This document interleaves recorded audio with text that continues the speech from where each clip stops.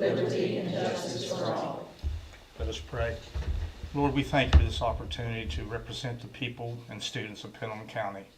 We ask you to bless these young people here tonight and bless our system for turning out such good young people. And we thank you for the full week of Easter break, but most of all, we thank you for what Easter was for. We ask you to be with us when we make the decisions. Let them be what will be good for our students and our school. Amen. First presentation, we got a guy that we're getting used to seeing all the time, Ross. We enjoy you coming. Ross is going to present a state-winning science fair project, and this is his second time visiting us. I think he presented last year as well. Mm-hmm. And but he won first place in his category at the state fair a few weeks ago now. And I believe he's also got a regional social studies project that was a winner as well, and you'll compete at the state fair with social studies here soon too, right? Yes, April 2nd. Yep. All right. So We'll do a little quiz, Ross. We'll ask if anybody remembers what your project was last year. I think I do. Let's see if anybody else remembers what it was. On theaters? On the theater. Yeah, that was great. Yeah. Thank you. Yes, it was. All right, you go ahead. Egg sealing, the effect of applied eggshell coatings on preventing egg weight loss during storage.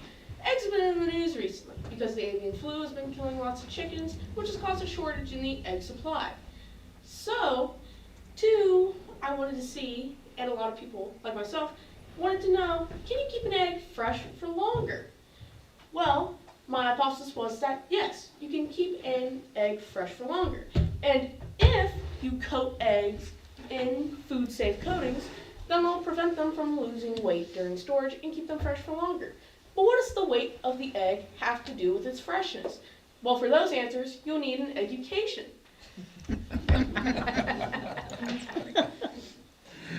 Now, something to note is that the egg creates itself from the inside out, all starting at the ovary, where a cluster of yolks drops one off and it starts going down the tract. And it reaches the magnum, where it gets its thick albumin, and the chalaza.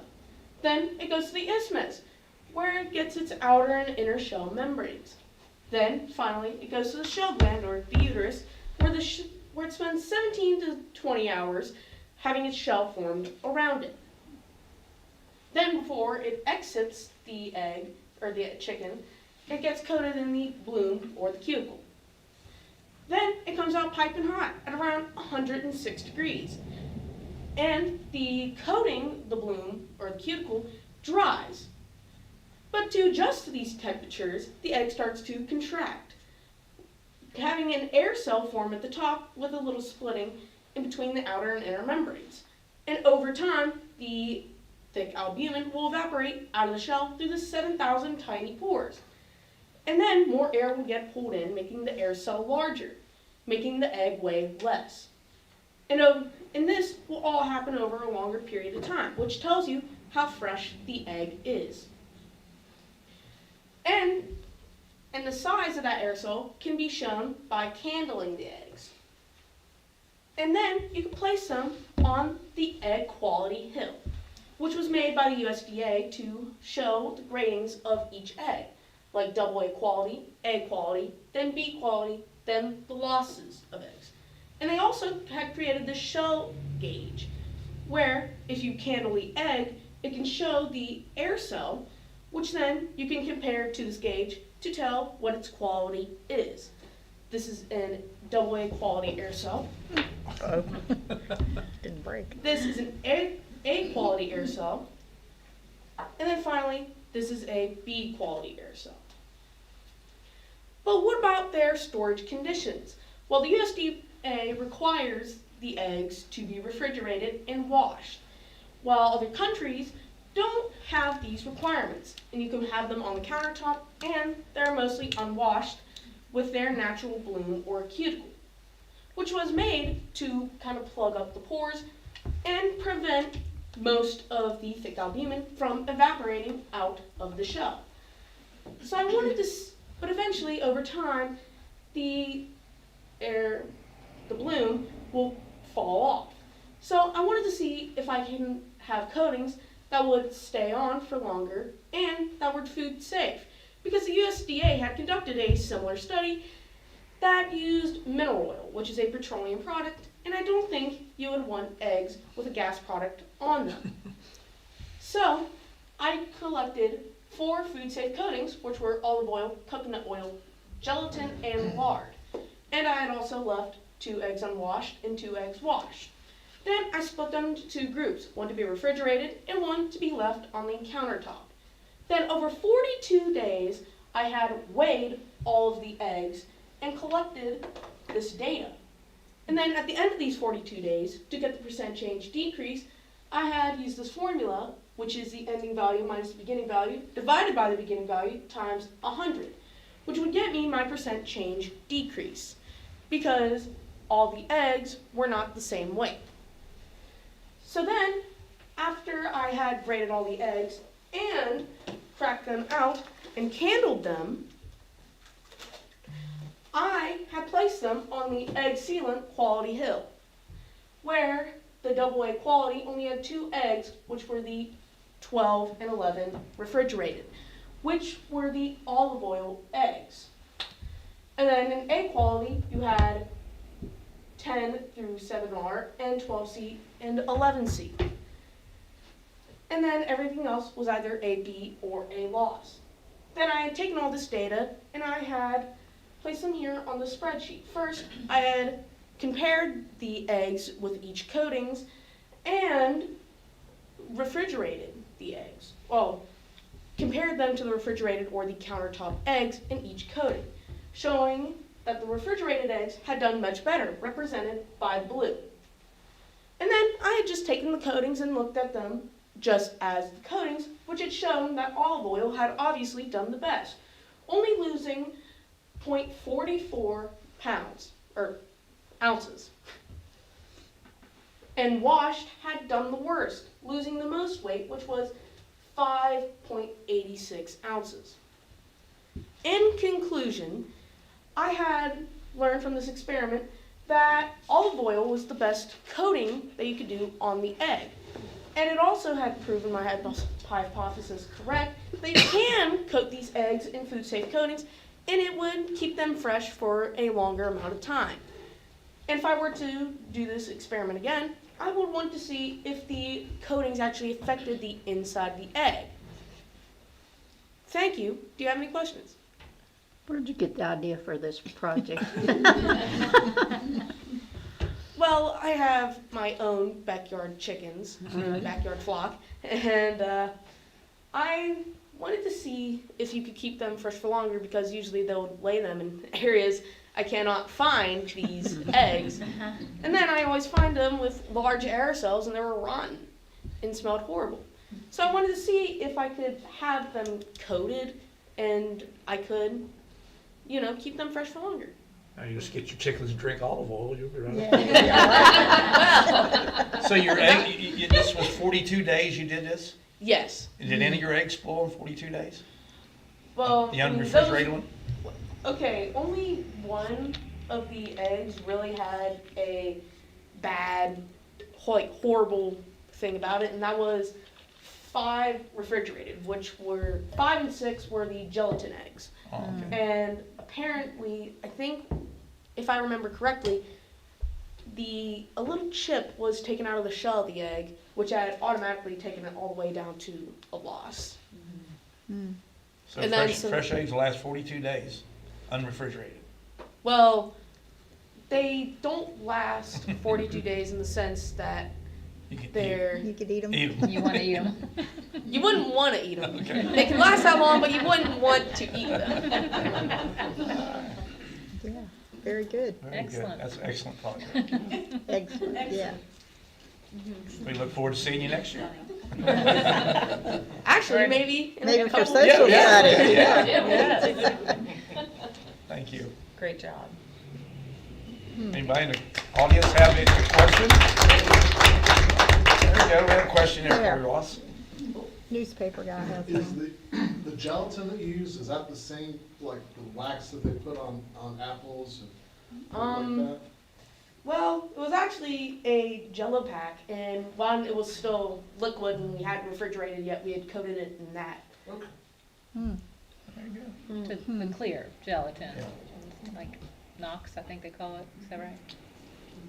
Well, I mean, here it was just Jello, Jell-O. peach flavored Jello. Okay. So maybe the flavor carried over. They didn't consume the egg, so Interesting. Well, thank you for Very coming. good. thank you for inviting me here and letting me. We enjoy it. Gladly. Yeah. We'll see you in a few weeks, probably. See you in a few weeks, probably. Yeah, probably.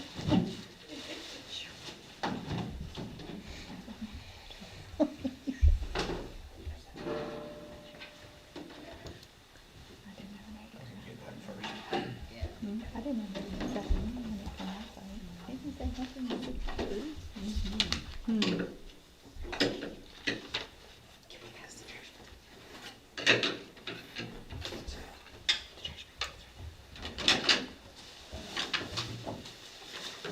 Do you keep all your projects, Ross?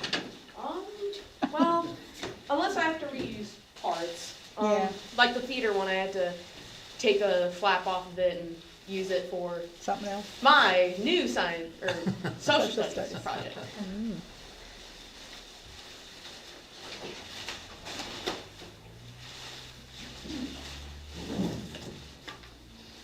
Thank you all. Thank you. That's a good dad. Right. Thank you. Yes, Thank you. I guess now, I wonder if the sugar I wonder if you did it again with plain like the Knox. I bet you the sugar contributed to that, which tells you about how great sugar is. we ready for Miss Kelsey now? Yes, Ms. Kelsey. I think we're ready for Miss Kelsey's presentation.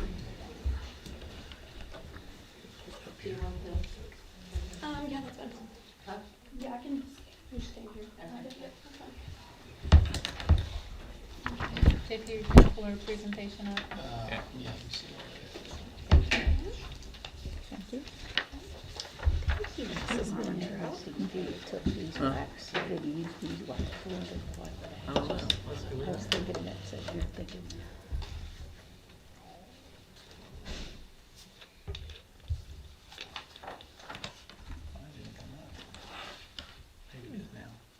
It's been really slow. It's my board docs especially.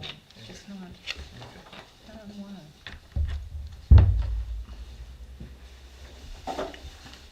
All right, that's going to be a tough act to follow for sure.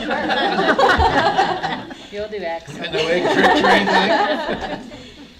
Many of you know me. My name is Kelsey, formerly Alt, now Armentrout. I was a 2019 graduate of PCHS, so very familiar with the area, and I was happy to be able to come back to do this. I'm currently a third-year occupational therapy student at WVU, so graduation in May. Super excited, been a long time coming.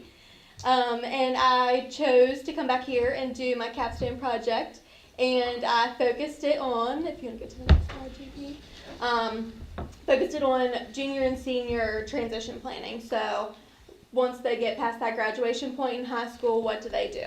So just a little bit about the capstone project. It is a 14-week on-site project that can be in one or more of the following areas. Mine primarily was in program and policy development, but I would say that I touched a little bit on the education and theory development and the leadership aspects as well. You have to have a total of 448 hours, which we have already surpassed, and I have 2 weeks left, so that's a good feeling. We do have a capstone team that consists of our site mentor, which for me was Miss Leslie Cook, a faculty mentor, which is a professor within the occupational therapy program, and she helps me with my manuscript, making sure that I'm on track, doing what I'm supposed to be doing, with weekly check-ins, and then the capstone coordinator, who is in charge of all 10 of us doctorate students, making sure that we are at a good site and doing what we need to do. So there's kind of two aspects to the project. There's the project in itself, which is the main focus of the project. So what you're doing at that site, what you're creating, what you're implementing, your overall goal, what you want to do. And then there's the experience. So any other activities that you do while you're at your site. So for me, I also did a little bit of career exploration with middle school students. I helped with any attendance projects that Leslie had. I did a lot of help with transitioning for especially the juniors transitioning into the online classes with Eastern. I made flyers to kind of help them get into that process. I helped with the weekend food bag prep and delivery, and then any other school related activity that I could help with. I was kind of by Leslie's side doing whatever she needed me to do. And the same with Allie and Shelby. Pretty much whatever I could help with, I tried to be there to help. So this project, as I said, was for the juniors and seniors to help them better prepare for the transition to life after high school. I did this during Mr. Hinkle's contemporary studies and civics classes. I went in 1 day a week for 5 weeks, and he so graciously allowed me to go in and take his class time. And it was mainly 11th and 12th grade students, but there were a few 10th graders who were in his classes, so I welcomed them in as well, and they were able to participate. I figured the earlier the better with some of these topics. There were 5 modules that were completed, and each one focused on a different topic related to life skills to ease that transition. So the first week, we focused on career exploration. So this was a largely research-based module for them. They started with an interest quiz based on their likes and dislikes.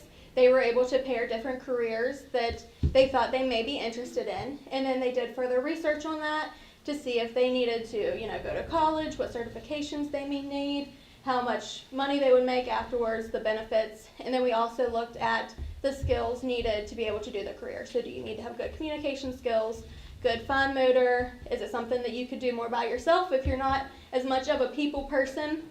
And so it was kind of a good kickstart for them to kind of get to know me and become comfortable with the process.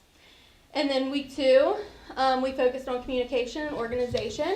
So we did a lot of verbal and nonverbal communication skills. We worked on email etiquette and how to properly send an email, which a lot of students were not aware that they should not put LOL or JK, haha, OMG in their emails. So we had to go have a big talk about that.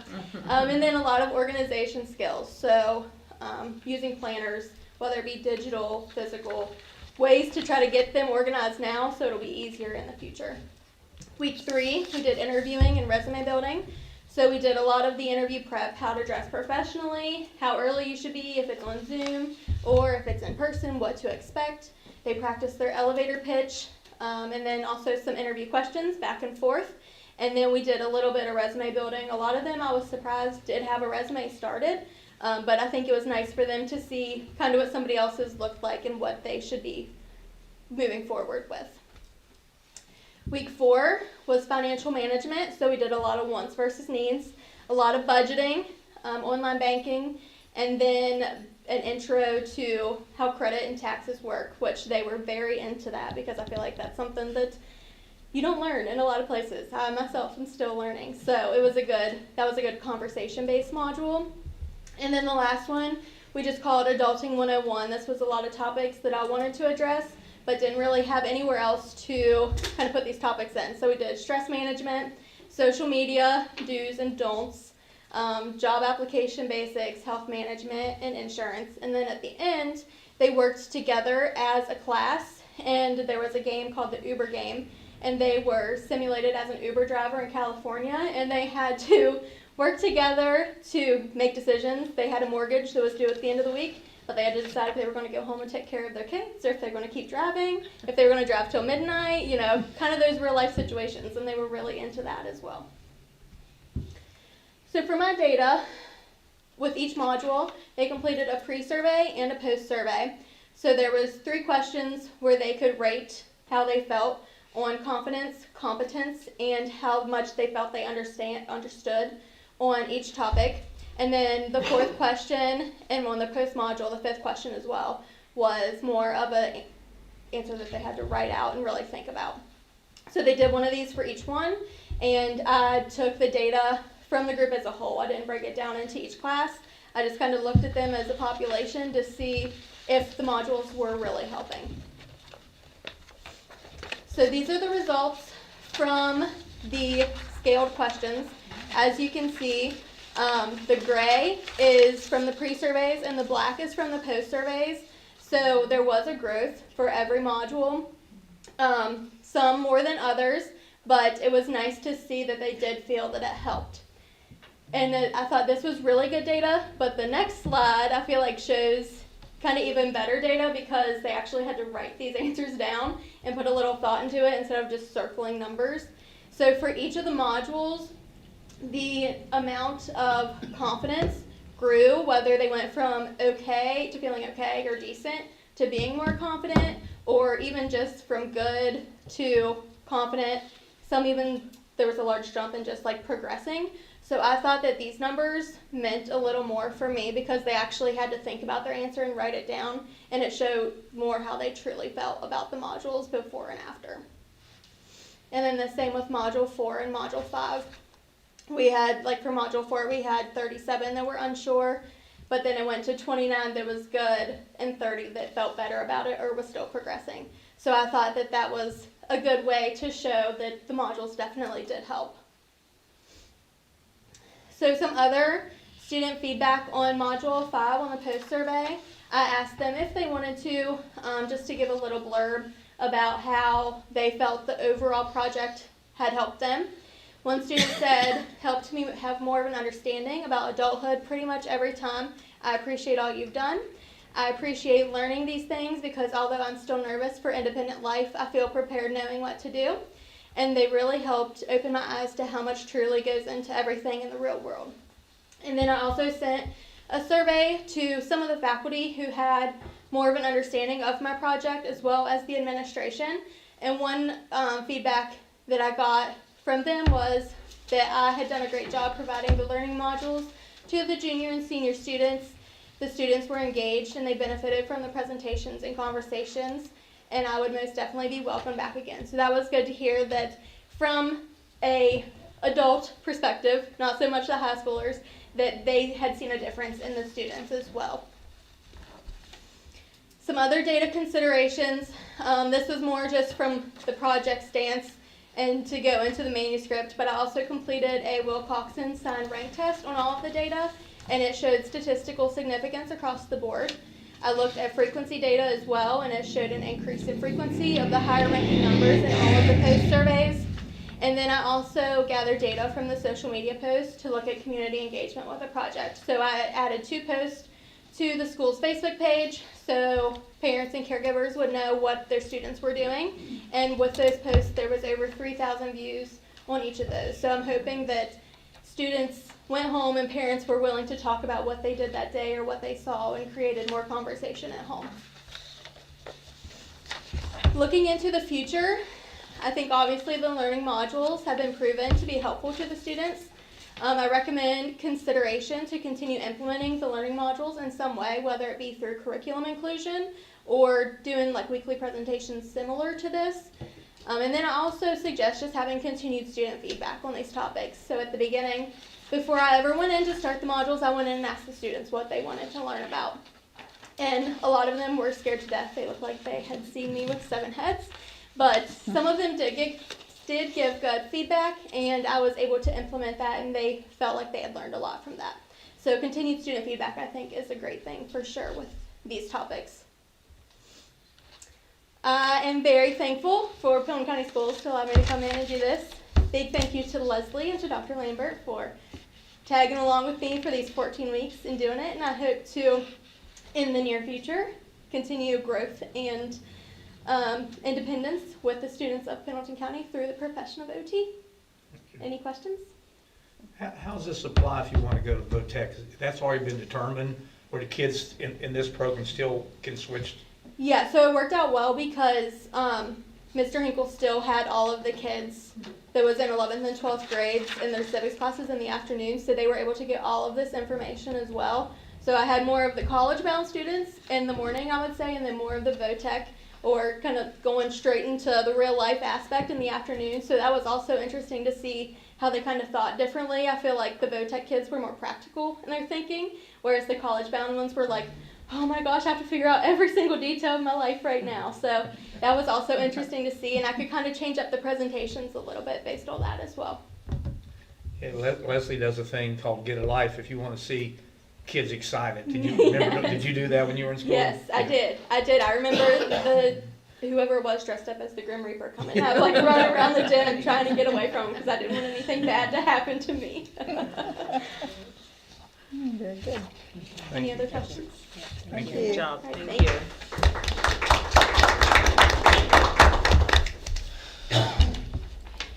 Everybody's still welcome to stay. Like JD always says, you're welcome to stay the rest of the meeting if you like, or you could go. Travis, we don't have any public comment, do we? And no public comment, so we go down to the minutes of the March 17th board meeting. Everybody's had a chance to look at those. Is there any corrections? Oh, I'm sorry, We have I one jumped more ahead. student, that's okay. Student staff recognition, I'm sorry, we have one We more. have one more student recognition, sorry. I'm gonna slide up here a little bit closer so I can get closer to the microphone.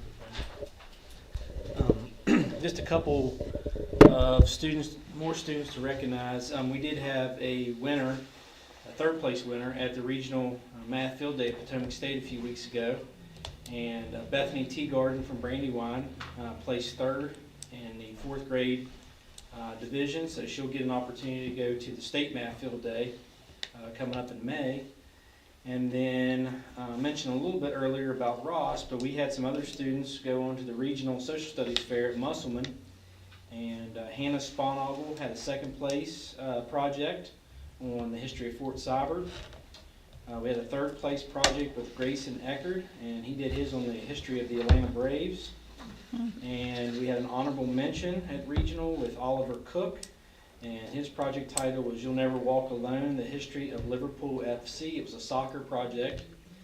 And then Ross had a first place winning project called Go Fight Win, the impact of extracurricular activities on school climate and culture. And Hannah Hebner had an honorable mention project called History in These Hills, Civilian Conservation Corps. And then we had a third place project from Bella Kimball, and the title of it was Those Who Challenged Hitler, Does History Remember Them as Heroes? And so I just wanted to share that with you guys today. I think there was a nice article in the paper, Stephen, about all those awards. That was nice. Right. Now, I'm sorry, I'm up to the minutes of the March 17th board meeting. Everybody had a chance to look at them? Any corrections, additions, deletions to those minutes? Hearing none, a motion to approve the board meeting minutes of March 17th. So moved. Second. Have a motion and a second. Any further discussion? Hearing none, all in favor, aye. Opposed likewise. Motion carried. Personnel. Resignations and retirements. We have Janice Hebner, assistant basketball coach at Pendleton County Middle High School, effective March 30th, 26. Shayna I, middle school cheerleading coach at Pendleton County Middle High School. Cheryl Hebner, substitute cook, custodian, and aide. Latasha Triplett, extracurricular before and after school reading and math tutor at Franklin Elementary School, effective at the end of the 25-26 school year. Jessica Pitzenbarger, third grade teacher at North Fork Elementary School, effective March 26 of 26. And Carrie Shea Dove, girls high school assistant softball coach at Pendleton County Middle High School, effective March 31st, 26. Recommendation to Yes, you accept have these. my recommendation to approve the resignations as presented. We have the superintendent's recommendation to accept the resignations. Do I have a motion? So moved. I'll second. Motion and a second. Any further discussion? Hearing none, all in favor, aye. Opposed likewise. Motion carries. Employment of personnel, we have Robin Simmons, extracurricular before and after school reading and math tutor at Franklin Elementary School. Catherine Moats, David Simon, Bobby Kiesecker, and Diana Redmond for extracurricular bus operators for Energy Express and our summer programs. Tina I for extracurricular cook for Energy Express and our summer programs. Geraldine Sawinski, extracurricular custodian for Energy Express and our summer programs. Laura Brown, extracurricular extended school year teacher for the summer.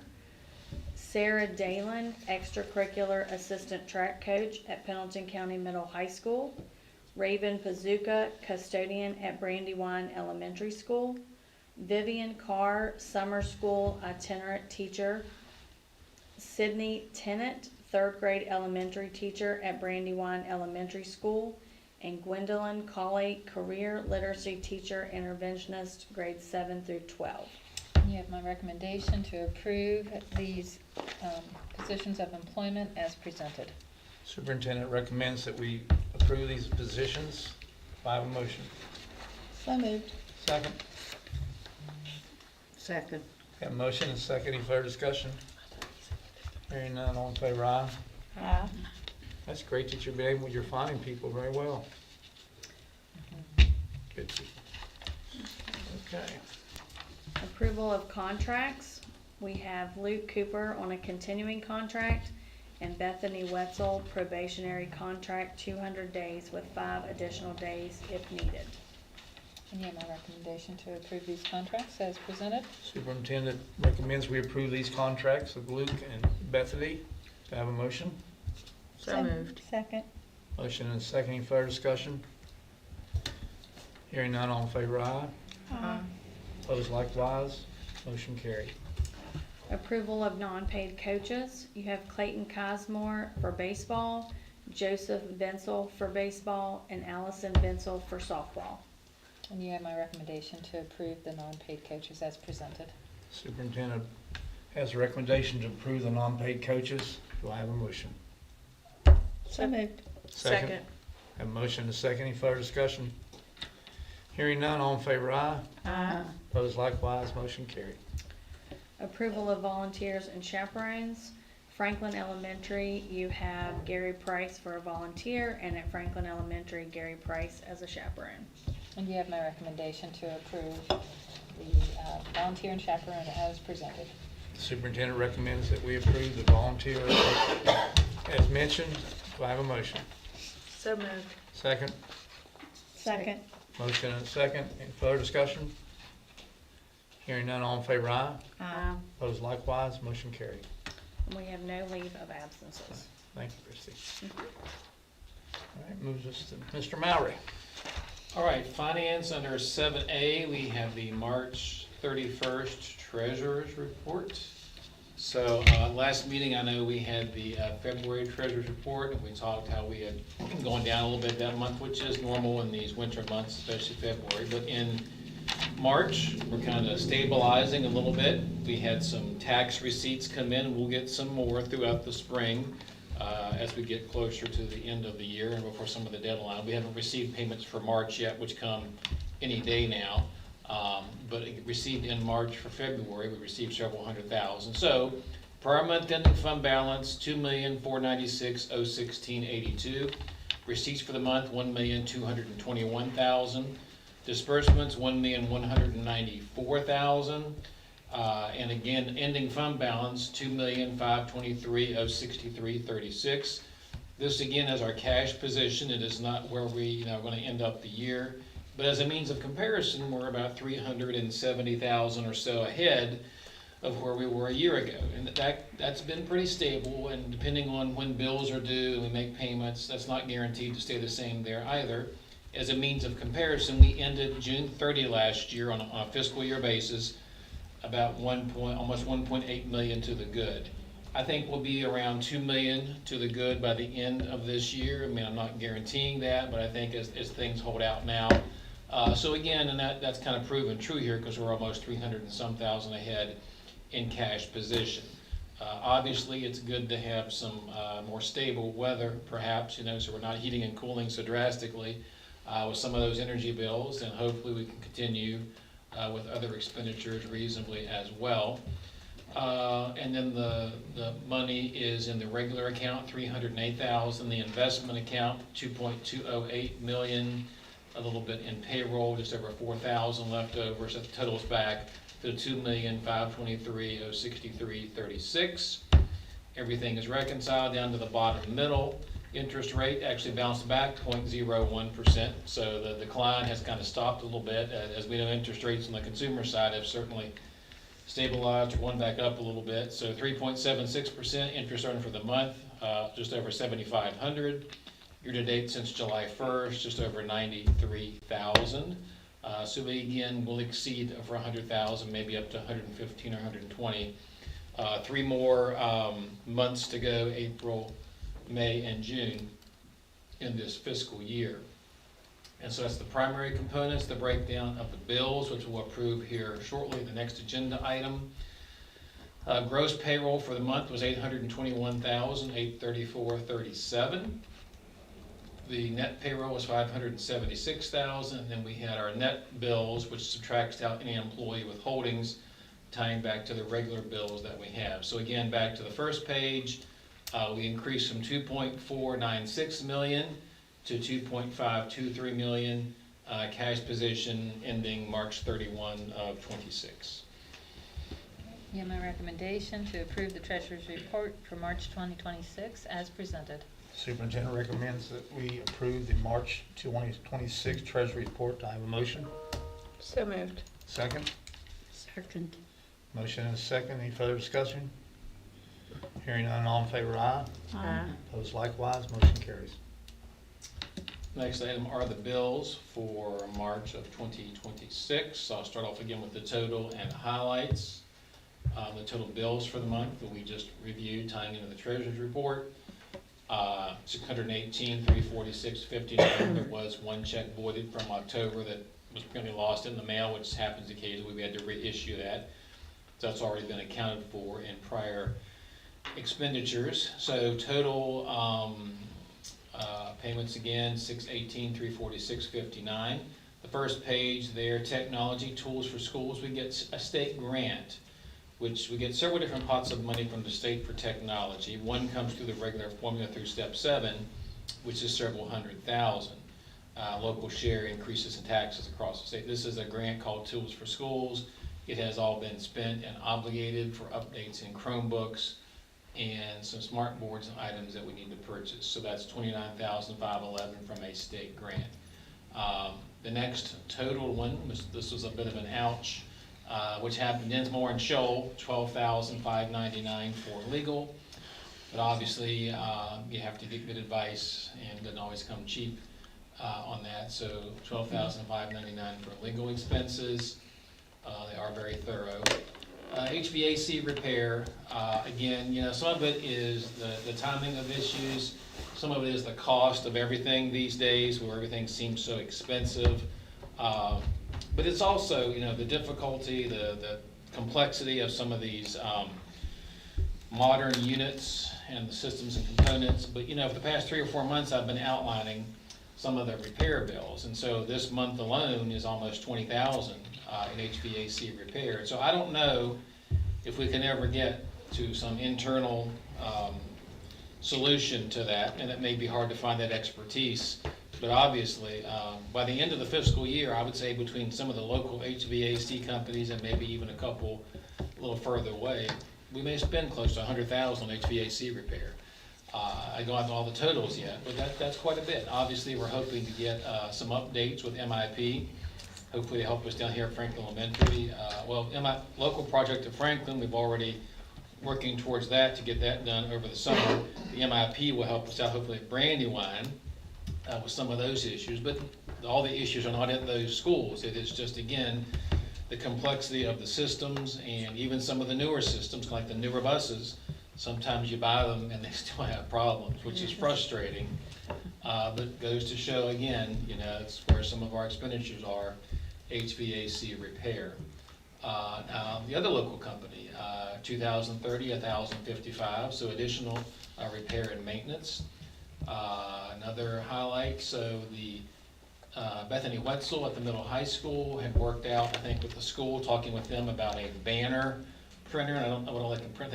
They can do some pretty neat things in printing banners at the high school and for different projects. So she had vocational funds, which is about $5,124.95. The faculty senate at the middle high school agreed to pay $5,000.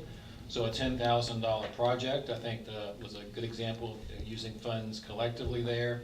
So $10,124.95.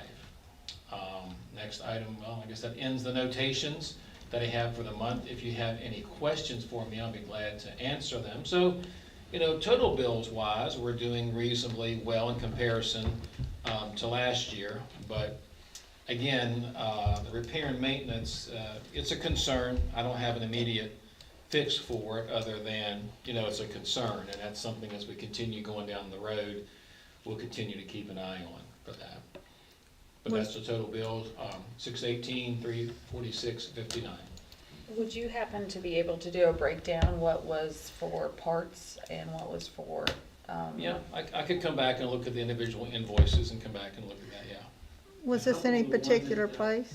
Oh, go Go ahead. ahead, Travis. Was this particular HVAC problems at a certain school or just all Yeah, over? The two larger ones are from the high school, and in those instances, the parts were covered under warranty. It was the labor of the installation and the cost of the gases that you gotta take out and then put back in. And that's the lump sum. As he would pull up the bills, it's gonna be the gases that's what's really And expensive. they're surprisingly expensive, like thousands of Yes. dollars. I mean, it's just hard to believe. I think to take everything out of the one and put it back in was like about $8,000 or so to do that because it's such a large system. And you have to do that in order to change out the compressor. So that's where we get a lot of the cost. And it's stuff that we can't do personally ourselves. That's why we gotta call them in. But the two larger ones are at the high school. I think the other ones that he mentioned on there were at Brandywine, which that's a system we're trying to get replaced. Those there, the controls are obsolete, you can't do anything with them. So our roundabout with the controls is to put a thermostat in the classroom, and that's what the cost for those are. I guess kind of what I would like to see to make it more plausible to, like, hire an individual to do that all the time. Yes. I would like to see how much you're paying That's parts versus labor. I can put that on a project list to go back and review the invoices and look at parts and labor, because I understand what you're talking about there. And again, even, we've never even considered the possibility, kind of thought it was something we could never attain. But again, as you look at some of these expenditures, plus having someone that could be on hand, and help find solutions maybe before you have to call somebody, it's appealing. Whether we can ever pull that off, I don't have any idea, but I will work on pulling information together and coming back with that. JP, have you ever thought about putting in the solar panels to generate electricity too? And it would also probably be a good thing to learn, for kids to learn about it in science. It was discussed 8 or 10 years ago a little bit, nothing in recent years. I know sometimes there are some grants and things out there, so nothing has come up recently, but I do know some areas have looked at them. I know Grant County has an installation down there near the fairgrounds, near the schools, and I think Greenbrier County worked with the same company. I don't know much about those details, but certainly it is something, I guess you got to have a place, to locate them, but it is something to be discussed at a future time. And some systems have looked at that thermo heating and cooling. Geothermal and things, Geothermal, geothermal. It was kind of very popular 15, 20 years ago, and then kind of not as much, but certainly there are some variety of features, and part of it is when you're funded by the state for the projects, what they're willing to fund. But again, so from a budget standpoint, yes, I'm open to looking at different options, potentially in conjunction with facilities, with Travis and Dan, making sure something is reasonable, but it certainly is costly. It's costly to maintain. There's no doubt about that. Recommend we pay the I bills. do recommend that we pay the bills as presented. Superintendent recommends we pay the bills in the amount of $618,346.59. Do I have a motion? So moved. Second? Second. Motion and a second. Any further discussion? Hearing none, all in favor, aye. Aye. Opposed likewise. Motion carries.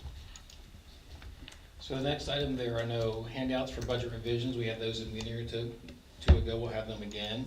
Item D, we are still waiting for updated computations from the state. The legislative session did end several weeks ago, but we still have not received the updated computations with the pay raises and associated revenue.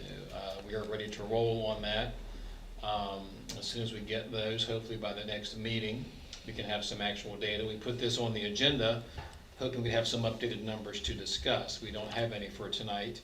And just a general discussion, as we've talked about personnel and some things have happened this year and some things have been discussed, and I think it's just a constant topic we will need to have as particularly if we're continue to be susceptible to the 1,400 floor. First of all, we're glad it survived, in Charleston and didn't get totally eliminated.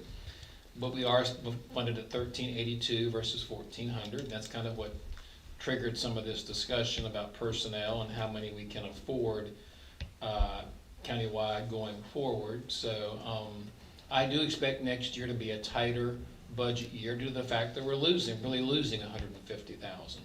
And we have made a reduction, not necessarily that amount in total, and hopefully things go well again. And like this year, I think we'll go maybe from gain maybe 200,000 for the year, for example, from the 1.7, 1.8 range to close to 2 million range.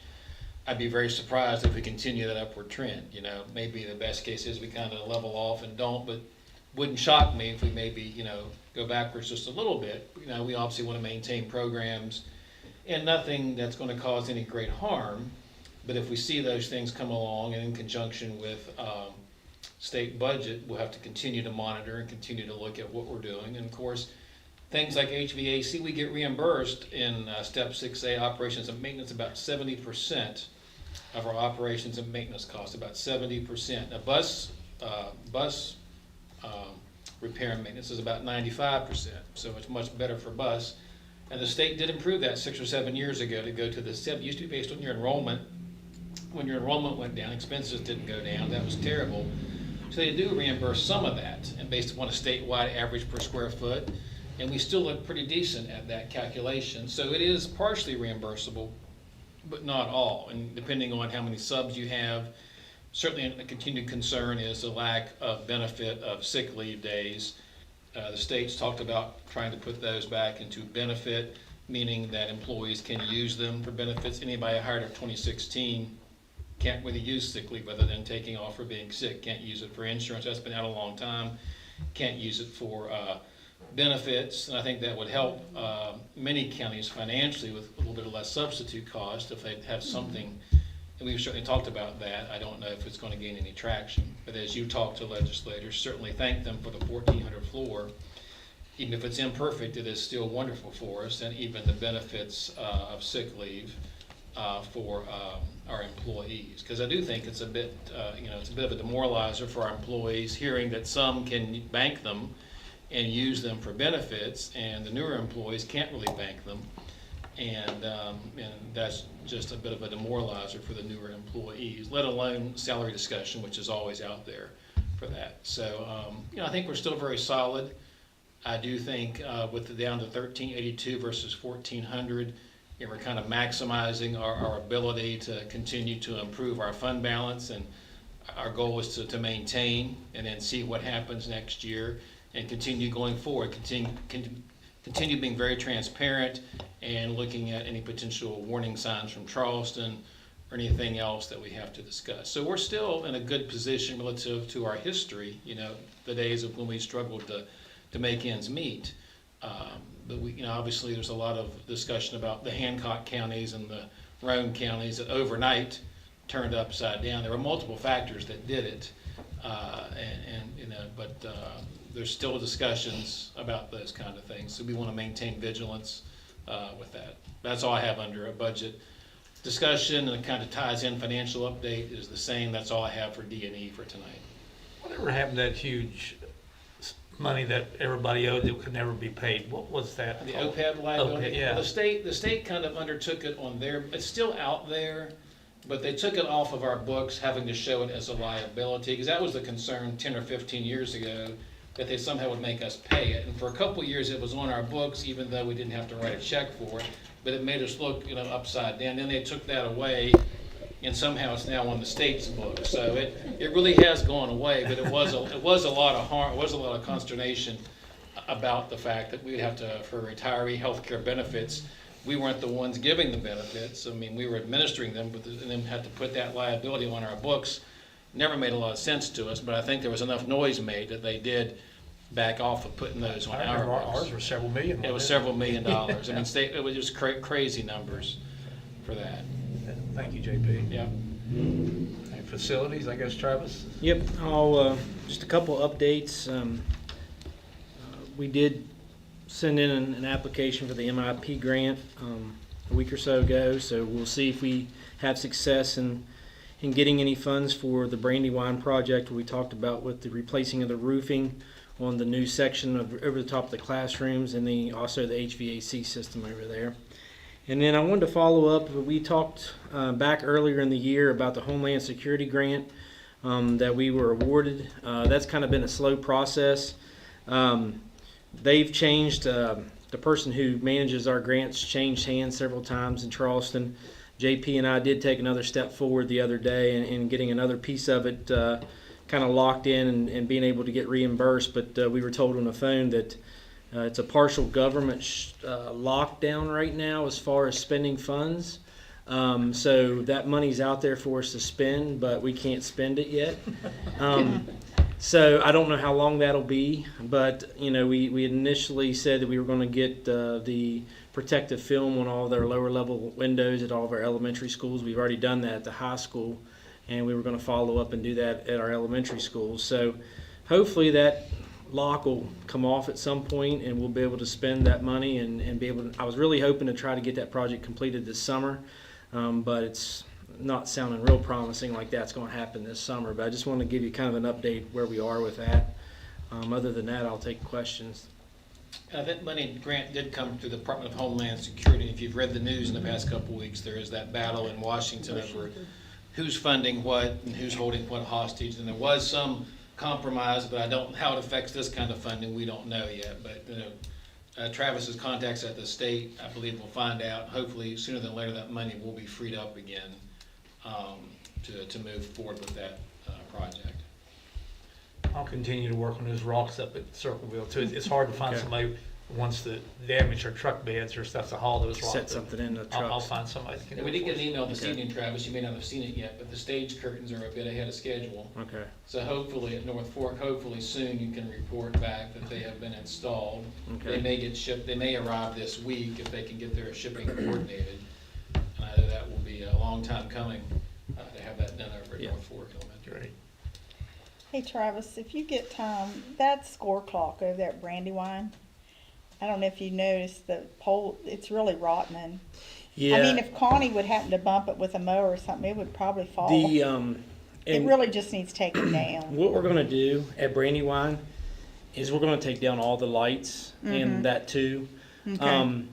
I've already got somebody lined up to take the lights down, but we're going to kind of do it in a couple of stages. We're going to take the light fixtures off first, so when we take the poles down, we don't get glass and metal all over the playground, because a couple of those poles are getting some really big cracks back in it where you can stick your hand back into the sun. I don't know how long those poles have been there. Well, they I was a moved them kid from, and played there, so I think they came from the high school out Okay. here and moved over there but yeah, so we will take those down, and I right now I've kind of pushed it off until the kids are gone. yeah. And but I'll take that and take a look at that too, and we'll make sure we take them down Because too. I don't even know where the controls are to operate that thing anymore, and Okay. there's got to be some electrical running through the ground to it Well, somewhere, in or somehow it's we. probably been a couple of years ago now, maybe two years ago or so. We cut the power Okay. to all the lights and probably fed that as well. Is that why I don't get electric bill anymore? Probably. It was in my name, for Okay. years, and I Yeah. quit getting a bill. Yeah, we had them cut the power because there were a couple of the poles where somebody had hit the conduit and Yeah. busted the Okay. and it was just an electrical hazard. And so we took and had the power company come in and unhook it, and so couldn't use them if you wanted to. So that saved you Okay. some electrical bill. I guess I'll probably get a big old bill sometime. Nah, you shouldn't. You shouldn't get it. Well, I just noticed I was down there the other evening, and Darren says the pole's really getting rotten. Okay. If it'd fall on Connie or something, it'd be a big. Well, and I'll give Or her a anyone, heads really. up too, not to bump it. Yeah. Okay. Okay. Anything else, Travis? Nope, that's Any all other for me. questions from the board? Are they using the lights for anything? They're probably not even. They're not even hooked up either. But So, they're not any place we need them, or could be used, or. I would doubt it. I mean, Well, them bulbs we're are- kind of at the same stage at the high school with those lights. I mean, we've talked a Yeah. couple different times about taking them down and going to something a little bit more efficient, because Yeah. we run into it every year with those bulbs going out. Well, I don't even know if you can find them bulbs to the And one. they're that hard. Brandywine- I They're used hard to find, yeah. Find them in And- Harrisonburg, but I don't think you can find them. Yeah, in so here. so when they come down, I mean, if we were ever to put anything back up, it would be something new. We really don't need it over there anymore because they don't play any sports on that field much. Okay. Okay. I see there's no old business, new business. Is item A, student transfers? Okay, so it's that time of year where we are starting to review transfers for next school year. So the window is from March 1st to June 30th, where parents can request a transfer at the start of the next school year. So I have two transfer requests for you today. One is TR 2627, number 1, and then number 2. And you have my recommendation to approve these transfers as presented. Superintendent recommends that we approve the transfers 2627, number 1 and number 2. Do I have a motion? So moved. Second? Second. I have a motion and a second. Any further discussion? Hearing none, all in favor, aye. Opposed likewise, motion carried. All right, 7-month attendance report. Okay. So the 7th month, tomorrow is the end of the 8th month, so we're a little bit behind with this one. Periodically throughout the year, you know, we'll talk about whenever things are looking really great and whenever illnesses are going through the school. So it won't take you long to take a look at this one to realize there were some illnesses going through the school. This is mostly the month of February. There's been a few days in March that account within this 7th month. Whenever you take a look, you can see that Brandywine Elementary School's 5th grade was our highest individual grade at 95.97. North Fork Elementary had the highest school level at 93.67. The 10th grade, Mr. Lambert stepped out, at 94.09 as our best county grade level, and then the county average overall was only 92.47. So these are lower numbers than what we're used to seeing. But again, whenever I'm comparing this to our year as a whole for our chronic absence rates, which is ultimately what we're graded on at the end of the year, we're still looking okay. So it helps whenever we have a strong start that it allows some wiggle room throughout the year for kids to be sick or miss and still not hurt us too badly. Hopefully that week off got some of the sickness. I am hoping. We had flu A and flu B and strep and COVID, multiple things going around, and some kids with multiple things. So my own house included. So hopefully that was, we spent some time away with spring break getting that waiver approved, and hopefully we're on the mend. Jerry, how long have you had to keep up with this attendance? Does it go back years? This particular report would go back years. I can recall still being at the high school. I would be interested. Remember when we had people that was in the school building, they were senior people that was disinfecting the buildings? I recall during COVID, we were going Well, around before with like that, a it was spray even gun. before that, because I was responsible for that happening because of the lymphoma I had. And the doctor sent a letter saying every place, and they hired all these people to go in, and when the kids weren't in the room, they went in and disinfected the rooms and stuff. We did And that through the place in Petersburg, hired those people. And we had only had to, I think the only thing we had to cover was their meals or something while they were at work. Yes. I don't even know if that program existed anymore. We used to have one person left. Those seniors, when it was on the seniors? It was senior people that did it. Yeah, senior citizens. Yeah. They hired them to come in and work. They paid their mileage to the school and paid them so much to do that. And they went around, they did the disinfecting. And at Brandywine, I had two that worked over there for a long time. So is that the grandparent program? Yeah. It was similar to the grandparent program. It was senior people that did it, Okay. but they would go in. Washing windows, Painted water No, fountains, doorknobs, doorknobs, desks. desks, Yes. water fountains. Patty Bennett years ago was involved with that, and then Virginia Rogers Yeah. was involved in overseeing some of that. So, yeah, I don't know where that is today, but, so I never knew much what went on at the school level, but yes, we used to have those people, quite a few. Yeah. I would be curious to know what figures look like if we could get that and look at it. Maybe that's something to think about that might even improve this. I'll see if we can figure out roughly when that was, and then Let's see. Lisa, you would still have those That was a long back time ago. years?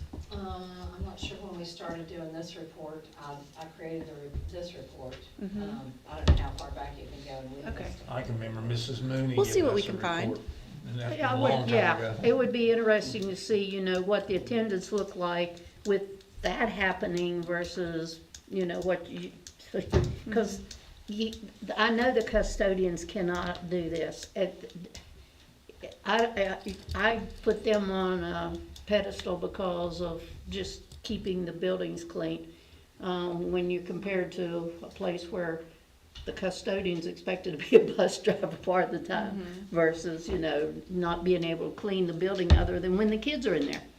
So, but I do know that I might have the date that, because I was working then, I was responsible for that because the doctor wanted the places to be clean that I was in.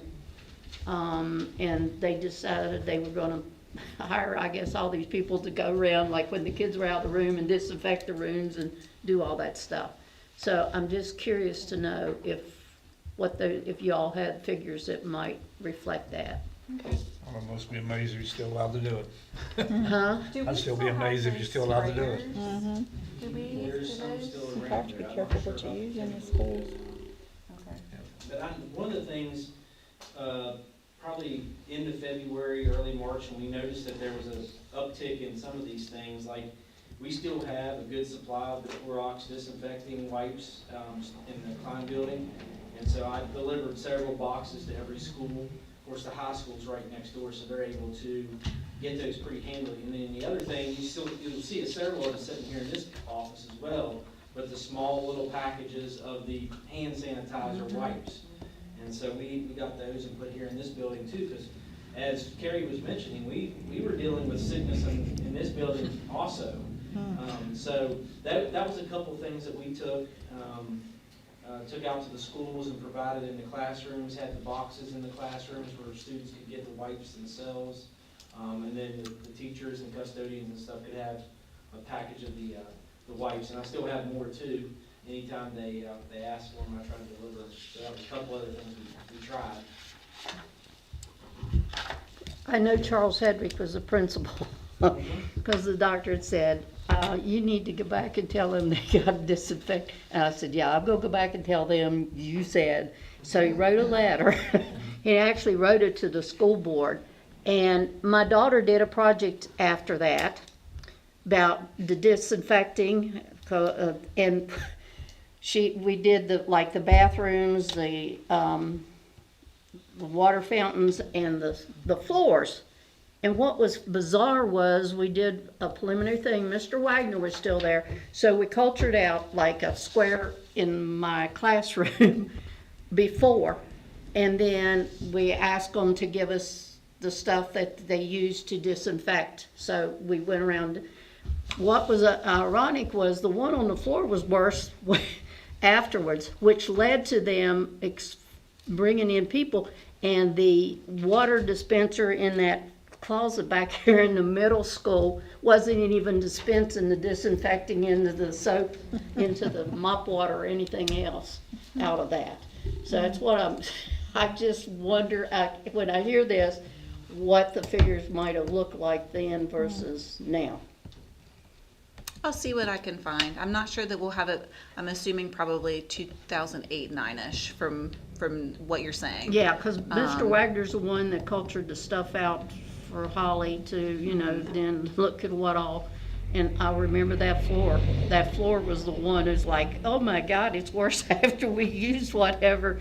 And so Charles asked, I said, yeah, I want someone, and so this man came and I said, I don't understand. I showed him the stuff and he went and it wasn't, that thing probably had not been dispensing anything out of it that was disinfecting from the time they built that building. All you have, Carrie? Thank you. I guess we're down to school improvement, student achievement. And we've covered that for Okay. tonight's meeting. All right, superintendent's update. Okay, so our non-traditional instructional days for next year, we have the letter here, they were approved. So we have those 5 days that we'll be able to use, so we're very thankful for those. And we also are going to move forward, that's the next attachment, JP. ASAP is going to make sure that our alarms at our schools, the fire alarms, are linked into 911. When we had the Brandywine situation at 6:30 in the morning, well, by the time I got there it was 6:30. The only reason that was reported to 911 was because Bowers' garage reported it. And so we got the estimate and we feel like, and we did seek some guidance from Rick Lisby, and he did think that this was a step that we needed to take. So it will have an initial cost and then a $2,000 per year annual fee to keep that service up, but we feel like that's a good investment to make sure that our buildings are safe during off hours. We don't make any motion or anything on that, do we? No, and one more thing, we have secured, and I won't tell you who, and I know everyone's gonna be excited about this, but we have secured a speaker for when we come back on opening day in August. So I'm excited about that. Oh, okay. All right, conference meeting update. So Christy and I will be leaving tomorrow for the superintendent's conference. It has a focus on finance. I believe JP will be there speaking as well, correct, JP? Yes. So, and I believe Charles will be there covering legislative updates. So it's going to have two big topics that are very going to be very beneficial. And then next Tuesday, the 14th, Mr. Wilkins and I will have the meeting at South Branch. All right, our next meeting will be April 21st, 2026. This is a continuation, right? Is this the one we adjourned? Right. It'll be a continuation of the meeting there in March at 5:30 on April 21. It'll be here. Motion to adjourn? Second? Second. Motion is second. All in favor, aye? Aye. Opposed likewise, motion carried.